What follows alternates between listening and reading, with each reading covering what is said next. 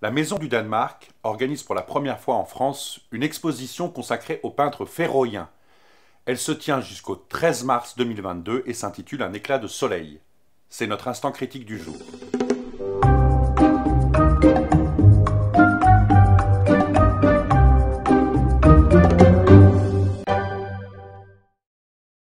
Pour cet instant critique, je vous emmène donc aujourd'hui au cœur des îles Féroé.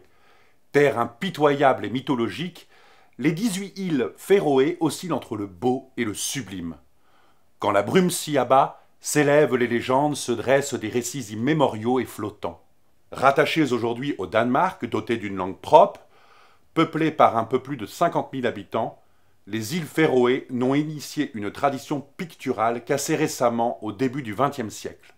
Niels Kruse, Samal Joensen Mikines ou encore Ingelvur Avreini, mort en 2005, qui est le premier peintre exposé à Paris et probablement le plus célèbre artiste féroïen de la seconde partie du XXe siècle. Ses paysages rappellent ceux de Cézanne, les formes s'inspirent du cubisme, l'épaisseur de certains traits convoque Rouault, son intérieur printanier désigne Van Gogh. Autant dire qu'à assigner ainsi tant d'illustres noms, Ingelvur Avreini est unique. Il n'y a rien de superflu dans sa peinture, elle se donne à voir dans une nudité de couleurs et d'impressions apaisantes. Zacharias Heinesen, né en 1936, se réclame lui aussi de Cézanne, creusant une filiation à travers le temps. La commissaire de l'exposition, Kina Poulsen, dit de lui qu'il peint inlassablement la vue de sa fenêtre, la lumière exceptionnelle offrant de constantes variations que le peintre intériorise pleinement jusqu'à caresser l'abstraction. Il peint la terre prise, comme nous, dans les tenailles d'un temps qui la bouscule continuellement. À ces deux humanistes répondent deux artistes plus jeunes, deux femmes, Ranva Kunoy et Hansina Iversen. L'éclat de soleil semble comme venir de l'intérieur de leur peinture, nous obligeant à voir, mais également à entendre leur art. Ranva Kunoy vit aujourd'hui à Londres. La couleur est recouverte de traits, d'entrelacs, de balafres, d'arêtes, d'entailles et de ciselures.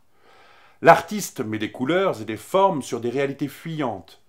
Grâce à un pigment spécial, l'étoile change de couleur, de sorte que Ranva Kunoy accouche de formes incertaines qui semblent habitées selon l'endroit d'où l'on regarde par d'éphémères éclats de foudre, d'horizon et d'écume. Enfin, Hansina Iversen. Je la cite en dernier car, tandis que Ranva Kunoy se situe au cœur d'un combat pour la lumière, Hansina Iversen en célèbre quant à elle la victoire définitive. Ses toiles sont comme la sagesse, la grâce ou la jarre de la veuve de Sarepta. La lumière se donne à nous sans s'épuiser jamais. Il y a comme une insolence de cette lumière à l'heure des pandémies, des restrictions empilées de nos libertés, de la colère sociale et des inégalités en tout genre.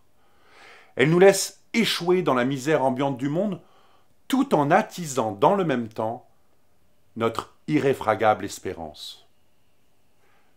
Cette exposition à 4 voix nous permet ainsi d'entrer dans une peinture où bat le pouls d'un souffle collectif, celui d'un peuple à la fois relié au monde et pourtant détaché de tout, ou plutôt irréductiblement attaché à l'essentiel, l'océan, la roche, les falaises abruptes et les doux pâturages de troupeaux en errance réunis en un bouquet de lumière.